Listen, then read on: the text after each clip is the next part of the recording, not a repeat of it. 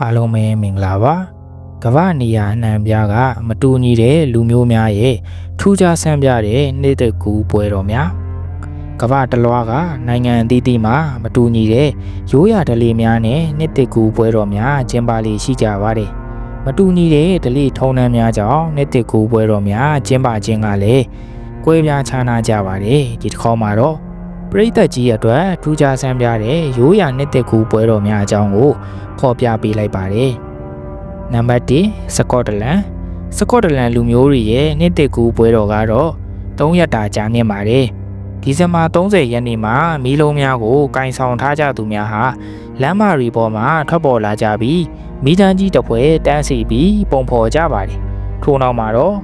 တီးမုတ်သူများနဲ့အတူခမ်းနားလှပတဲ့မိသားစုအခမ်းအနားတစ်ခုကိုကျင်းပကြပါတယ်။ဒီဇင်ဘာ31ရက်နေ့မှာတော့ကျွမ်းကျင်တဲ့မိကစားသူများဟာ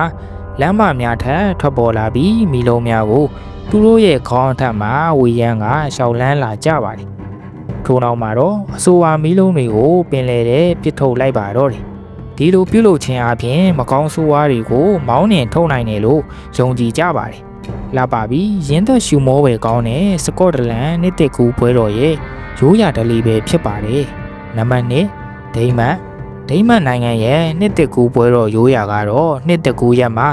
ဖန်များကျွေများနဲ့ပြုလုပ်ထားတဲ့အသုံးဆောင်တွေကိုရိုက်ချိုးချေမွားကြတဲ့ဓလေ့ပဲဖြစ်ပါတယ်။ဖန်ခွက်ကွဲများဟာကံကောင်းခြင်းများကိုယူဆောင်လာပြီးကြတယ်လို့ဒိမတ်လူမျိုးများကယူဆကြပါတယ်။ဒါအပြင်အသုံးမပြုရသေးတဲ့ဖန်ခွက်ကျွေခွက်များကိုလည်း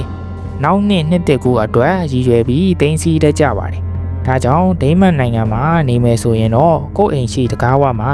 ဖန်ခွက်အခွဲစားတွေတွေ့မယ်ဆိုရင်စိုးရိမ်စရာမလိုပါဘူးနော်။အိမ်ရှိလေကားမှာဖန်ခွက်အကွဲတွေများလေပိုပြီးနာမည်ကြီးလေလို့ယူဆကြပါတယ်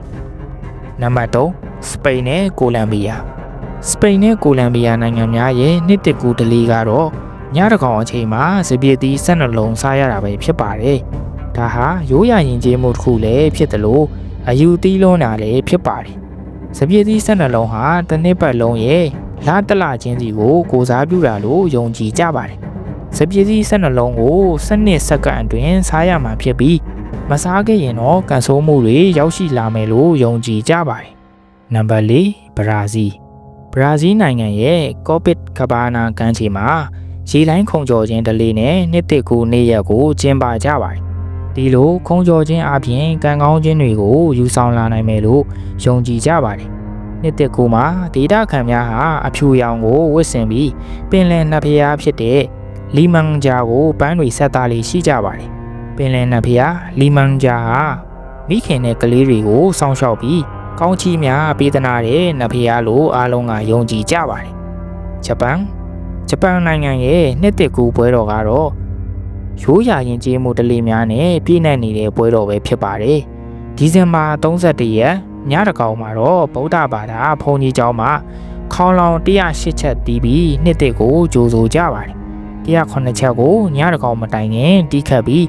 နောက်ဆုံးတစ်ချက်ကိုတော့တကောင်ကျော်ပြီးမှတီးခတ်ပါတယ်။တရားတော်လားယုံကြည်ချက်များအရာလူအပြည့်108ချက်ကို